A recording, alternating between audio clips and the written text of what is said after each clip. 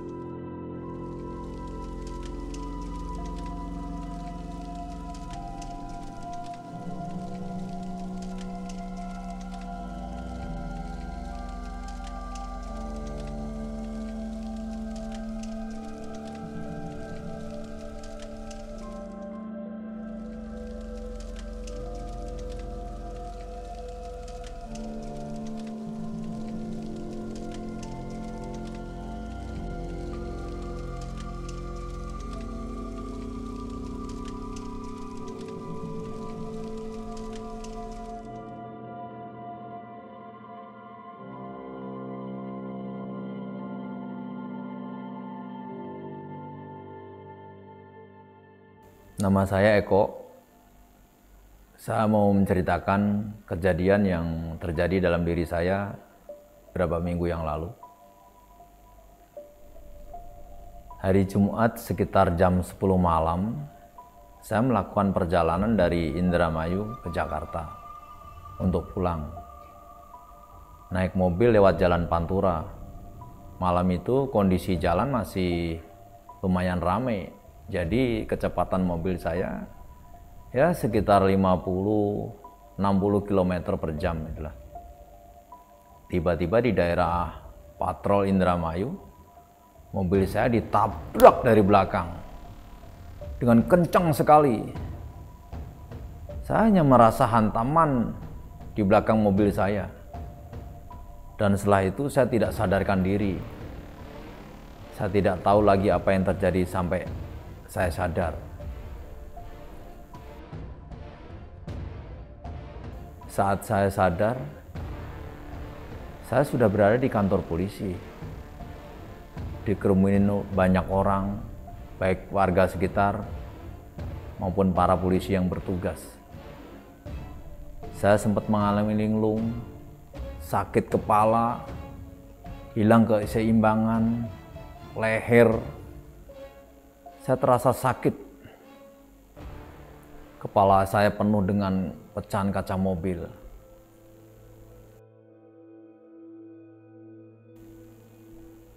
Yang saya salut sama Bapak Kapolres adalah Bapak Kapolres telah membersihkan kesepian kaca di badan saya.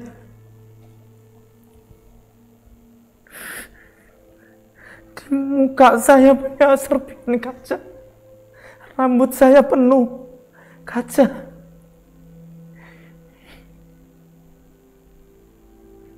Saya sambil menanyakan beberapa pertanyaan Bapak Kapolres. Tapi saat itu saya tidak sadar. Saya masih linglung. Saya mencari HP saya.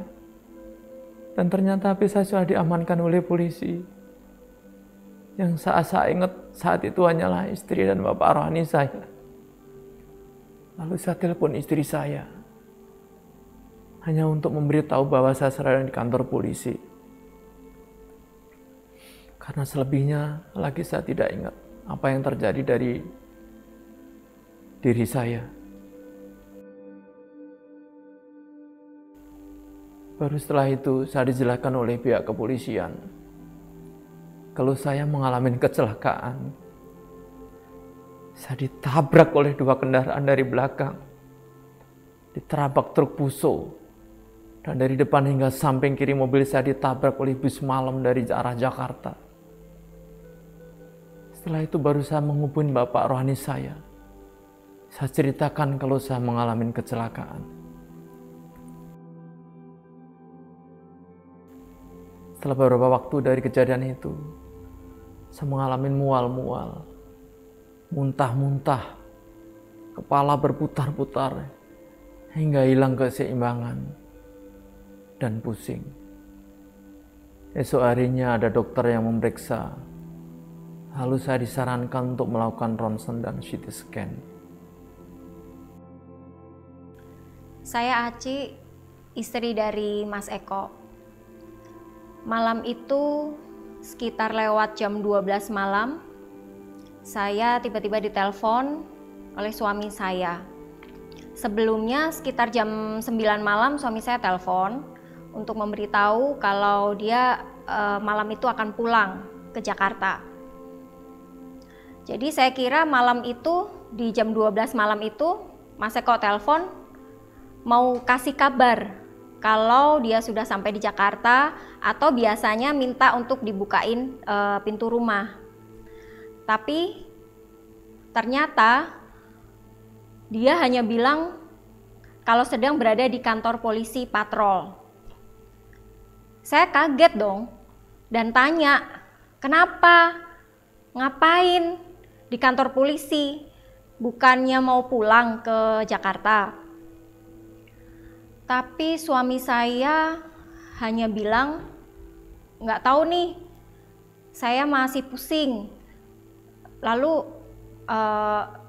teleponnya ada polisi yang bilang, polisi yang ambil teleponnya dan berbicara. Beliau yang menjelaskan kepada saya kalau suami ibu baru saja mengalami kecelakaan. Pada malam itu tidak dijelaskan secara detail karena suasana juga masih ramai. Saya juga masih dengar gitu hiruk pikuk di sana di kantor polisi itu. Kaget, syok, gemetar,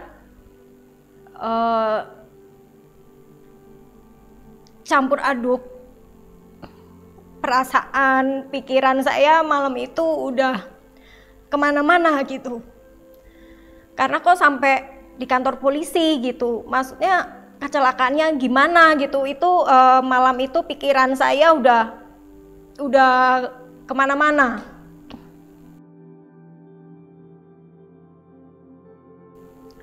Lalu spontan saya bangunkan anak saya. Kebetulan anak saya sudah besar, dia sudah remaja. Kita berdua saya ajak berdoa. Kami berdua berdoa, bahasa roh, kami peperangan, berseru, sampai ada satu titik saya mendapat suara Tuhan gitu. Saya mendapatkan impresi bahwa iblis hanya mereka-rekakan yang buruk, tetapi Tuhan mengubahnya menjadi kebaikan bahkan kemenangan. Itu impresi yang saya dapat, itu impresi yang saya rasakan waktu kami berdoa.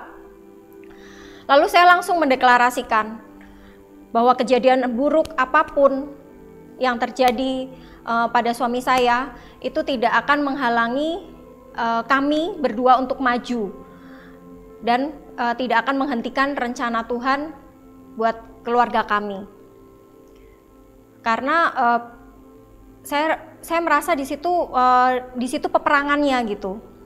Karena belum lama setelah kejadian itu, saya dan suami kami berdua mendaftarkan diri untuk mengikuti kelas pemuritan untuk menyelesaikan amanat agung Tuhan Yesus di gereja kami.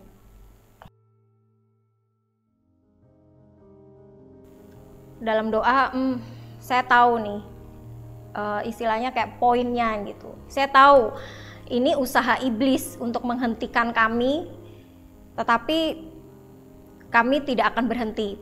Saya deklarasikan di situ. Saya merasa setelah saya deklarasikan, pokoknya saya berjuang, saya deklarasikan, saya berdoa, saya nggak akan berhenti. Oleh apapun tidak ada yang bisa menghentikan saya dan suami. Saya percaya Tuhan ada di pihak kami gitu. Jadi kemenangan pasti ada dalam pihak kami. Setelah itu, setelah doa dan peperangan itu, langsung saya merasakan damai. Saya tenang. Pikiran saya udah mulai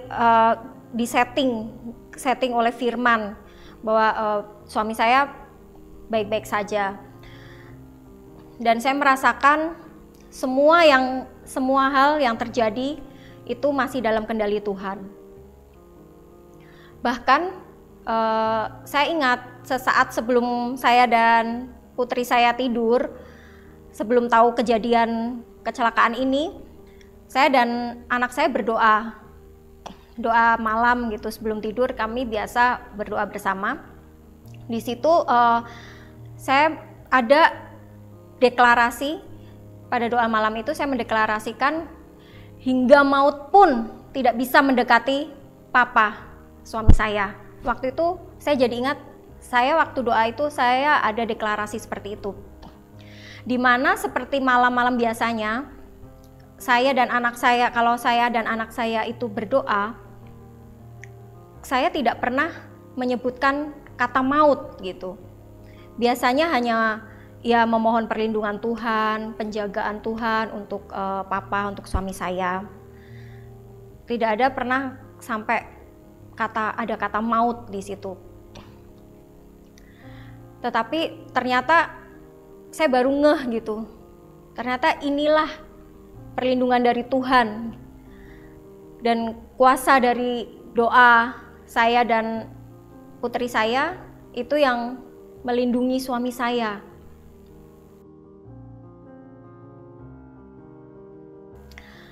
Lalu karena itu sudah larut malam, jam 12-an ke atas, pasti saya cari bis pun sudah mungkin tidak ada. Jadi saya keesokan harinya saya baru cari tiket bis, dan saya baru mendapatkan tiket untuk pemberangkatan sore karena waktu itu weekend, jadi semua sudah full book. Tiba di Indramayu sekitar jam 7:30 malam. Saya langsung dari terminal transit di Indramayu langsung menuju ke kantor polisi. Saya tidak langsung ke tempat suami saya dulu, karena saya ingin mengetahui secara detail tentang kecelakaan suami saya. Dan sampai di kantor polisi, mereka mempersilahkan saya duduk dan menjelaskan semuanya secara detail.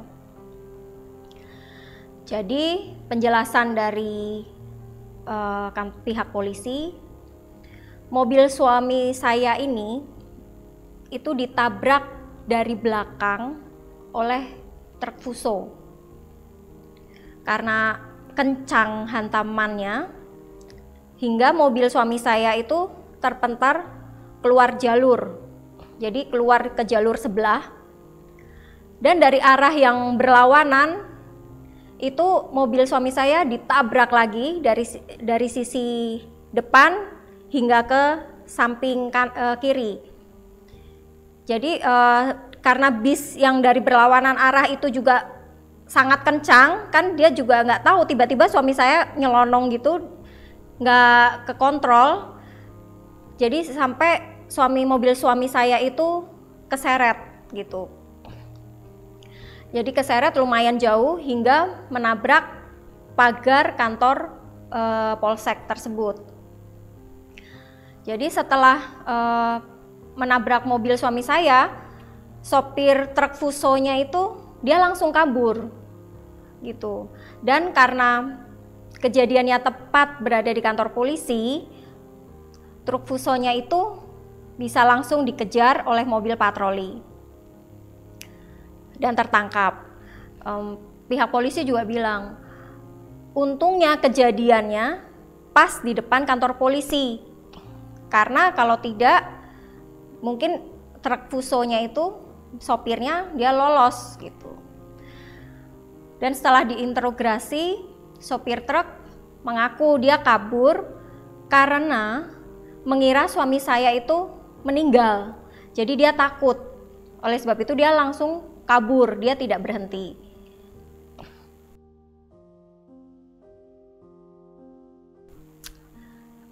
Setelah mendengar penjelasan detail dari pihak polisi, dan malam itu juga saya melihat langsung kondisi mobil saya.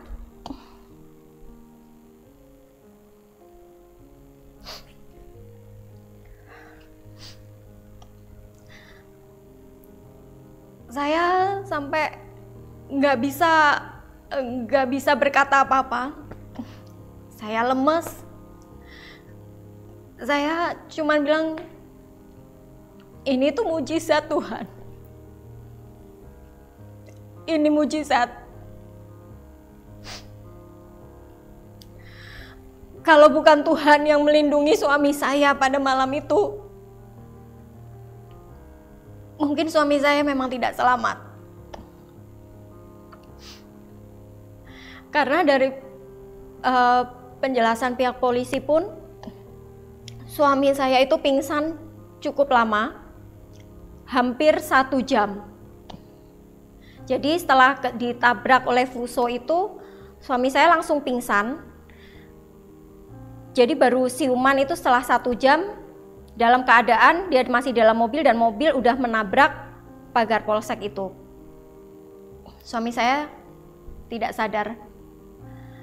Jadi saya baru paham kenapa malam kemarin waktu suami telepon saya, suami saya tidak bisa menjelaskan kejadian ini karena dia sendiri pingsan dan dia tidak tahu apa-apa.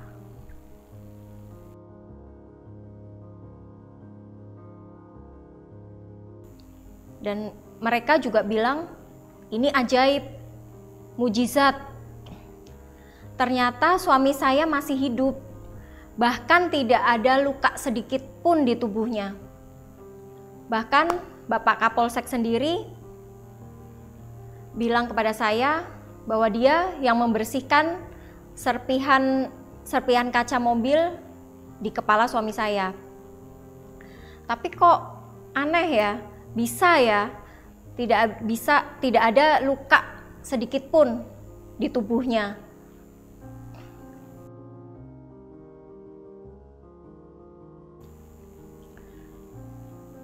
Hari Minggunya saya membawa suami saya periksa ke rumah sakit terdekat untuk ronsen dan CT scan untuk memastikan keadaan tubuhnya, karena pada saat itu suami saya masih muntah-muntah, pusing, masih linglung.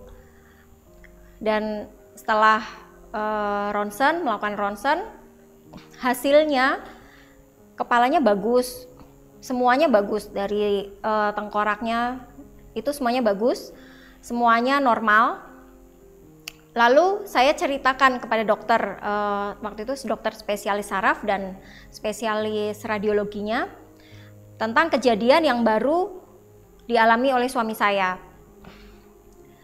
Setelah mereka mendengarkan, mengetahui, dan akhirnya mereka memeriksa, suami saya diberi beberapa pertanyaan, tapi suami saya masih bisa jawab. Suami saya bisa menjawab semua pertanyaan dengan jelas. Terus dilakukan pemeriksaan lagi juga. Lalu dokternya bilang kalau hasilnya bagus.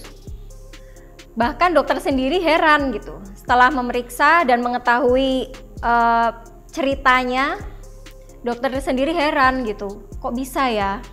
Semuanya bagus, tidak ada kejanggalan, tidak ada yang aneh, dan memang hasilnya semuanya bagus. Dan memang pusing yang dialami suami saya itu ternyata karena vertigo sementara. itu akibat benturan yang keras. Pada saat itu dokter bilang mungkin benturan dari airbag dan mobil yang keras. Jadi itu menyebabkan shock dan trauma. Tapi ini hanya sementara, dokter bilang seperti itu. Tapi untuk hasilnya semuanya bagus, tidak ada gejala cedera kepala sedang dan berat, sehingga tidak perlu melakukan CT scan, kata dokter seperti itu. Ini hanya cedera kepala ringan saja, hanya diberi obat. Terus dokter bilang jika selama 1 minggu tidak berkurang rasa sakitnya, baru nanti akan dilakukan pemeriksaan lanjutan.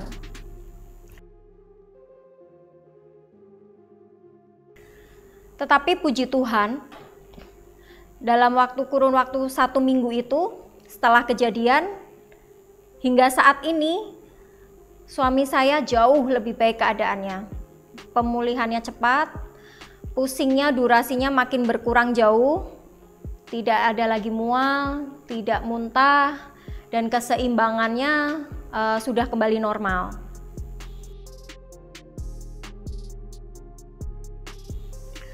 Lalu hari Selasanya, saya dan suami mendapat panggilan dari kantor polisi, dan kami datang berdua. Mereka bilang di situ di dalam ruangan itu ada beberapa tim laka lantasnya. Mereka heran melihat kondisi suami saya yang sehat-sehat saja gitu, seperti tidak ada kejadian apa-apa gitu. Sedangkan dalam kejadian tersebut, supir bisnya itu terluka lumayan parah di bagian kakinya karena dia terjepit setir dan dashboard bis. Sampai-sampai ada bapak polisi itu, mereka bertanya sama saya dan suami, itu Bapak berguru di mana, Bu? Saya waktu itu mendengar pertanyaan seperti itu agak nggak ngerti gitu maksudnya gitu. Saya diem sambil mikir gitu, maksudnya apa ya? Kok berguru di mana gitu? Terus ada pertanyaan lagi, ada pegangan apa, Bu, di tubuh Bapak? Kok bisa kecelakaan parah begitu tetapi tidak kenapa-kenapa?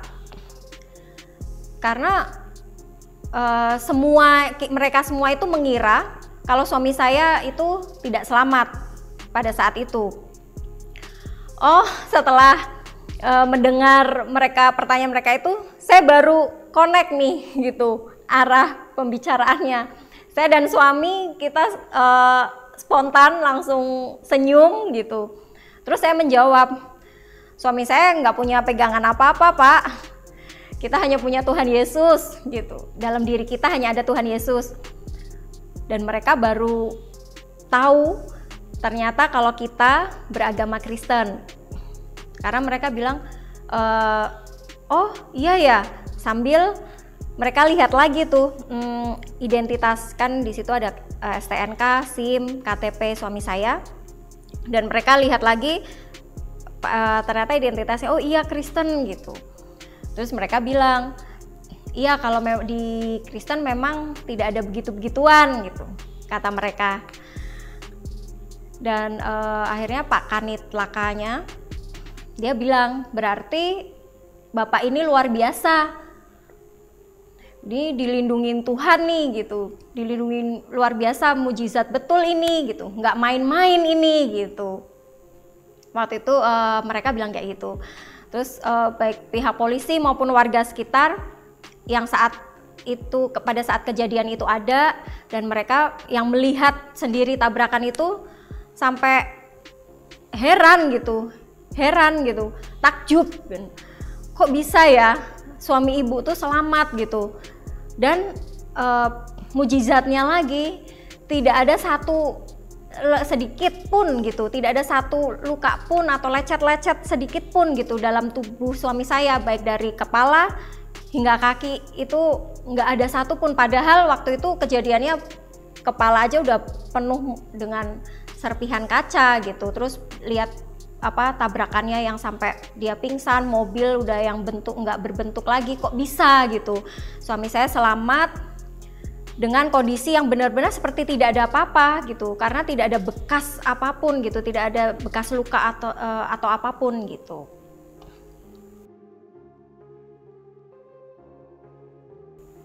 Melalui peristiwa ini, tentunya kami belajar untuk lebih hati-hati dan waspada dalam berkendara. Melalui peristiwa ini, kami berdua melihat dan mengalami kuasa doa, perlindungan Tuhan secara nyata. Kami berdua melihat dan benar-benar mengalami kuasa doa, perlindungan Tuhan itu nyata. Betapa pentingnya mesbah doa bersama keluarga. Itu yang kami alami gitu, dan kami sungguh merasakan bahwa Tuhan itu sungguh mengontrol kehidupan kami gitu. Sungguh Tuhan itu beracara penuh dalam kehidupan kami gitu. Sungguh pertolongan Tuhan itu nyata. Melalui peristiwa yang bahkan yang buruk sekalipun, Tuhan bisa pakai untuk menjadi kebaikan. Dalam hal ini, kami bisa menjadi kesaksian bagi orang tidak percaya. Dalam hal ini, kami bisa menjadi kesaksian bagi orang yang tidak percaya bahwa Tuhan itu nyata, bahwa Dia hidup dan melindungi umatnya. Melalui peristiwa ini, kami makin diteguhkan dalam komitmen kami untuk menyelesaikan amanat agung Tuhan. Kami percaya tidak ada apapun atau siapapun yang dapat menghalangi pekerjaan Tuhan. Melalui hidup kami, ini membuat kami semakin antusias untuk menyelesaikan pekerjaan Tuhan agar Tuhan dipermuliakan. Apa yang bisa kita pelajari dari kisah yang baru saja kita saksikan? Minimal ada 3 hal yang bisa saya sampaikan untuk kita pelajari. Yang pertama adalah kita tahu dari kisah itu bahwa Tuhan masih bekerja melindungi umatnya yang mau hidup dalam rencana Allah. Kita tahu dari kesaksian tadi bahwa mereka baru saja mendaftar dalam sebuah program gereja untuk menyelesaikan amanat agung, dan kecelakaan itu terjadi. Tapi kecelakaan itu, melalui kecelakaan itu terlihat sekali bagaimana Tuhan melindungi umatnya. Kendaraannya hancur, tapi orangnya lecet sedikit pun tidak. Kalau bukan perlindungan Tuhan, itu tidak mungkin. Semua orang yang melihat dan mendengar cerita ini, semua berkata ini mujizat. Bahkan orang-orang yang non-Kristen pun berkata, ini mujizat Tuhan, ini perlindungan Tuhan. Kalau bukan karena perlindungan Tuhan, tidak mungkin orang bisa selamat. Bahkan bukan hanya selamat, lecet sedikit pun tidak. Dan dalam dalam sekitar 2 mingguan bahkan, semua keadaannya pulih. Hampir 100%, ya, tinggal mabok sedikit katanya kalau tidur. Tapi traumanya sudah hilang semuanya. Itu semata-mata karena perlindungan Tuhan. Hal kedua yang bisa kita pelajari dari kisah ini adalah doa dari anggota keluarga itu cukup penting untuk kita lakukan. Sesama anggota keluarga harusnya saling mendoakan. Sang istri, dari kesaksian tadi, sang istri dan anaknya berdoa buat suaminya ketika suaminya pergi ke Jawa. Dan saat itu Tuhan menggerakkan mereka untuk berdoa supaya dilindungi dari maut.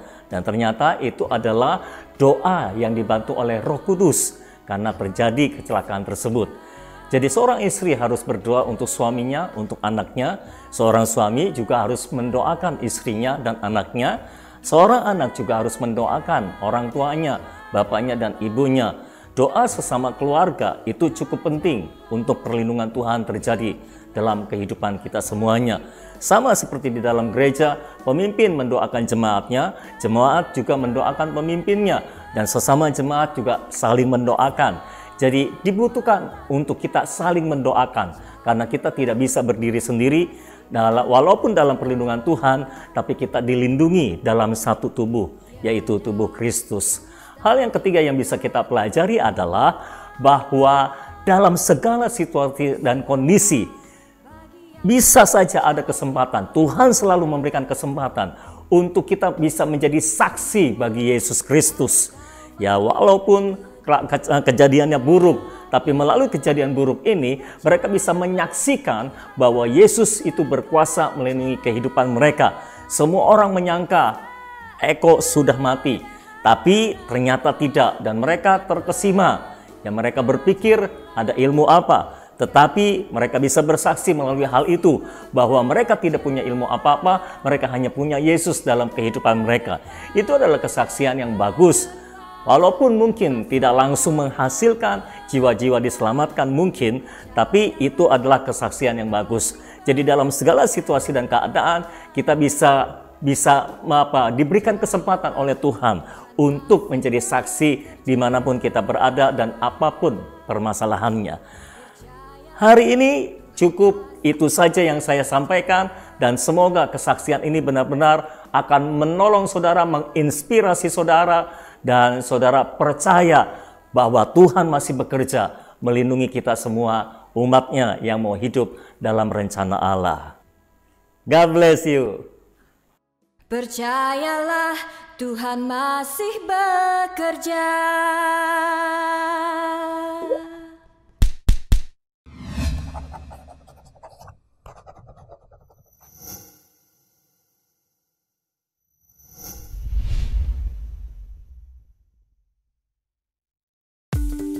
Jangan lupa untuk like videonya, share ke teman-teman, dan berikan komentar, kesaksian, atau pertanyaan di kolom komen atau di hotline chat kami.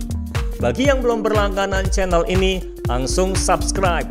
Dan jangan lupa klik loncengnya supaya selalu dapat notifikasi setiap kali ada video yang di-upload. Bagi yang ingin membeli buku Tuhan Masih Bekerja dan berlangganan Royal Daily Bread, di mana saudara akan dikirimkan pesan firman sebelum jam 6 pagi dan video suara iman di sore atau malam hari ke WA saudara, silakan langsung hubungi hotline chat kami dengan mengetik ingin membeli buku Tuhan Masih Bekerja atau ingin berlangganan Royal Daily Bread.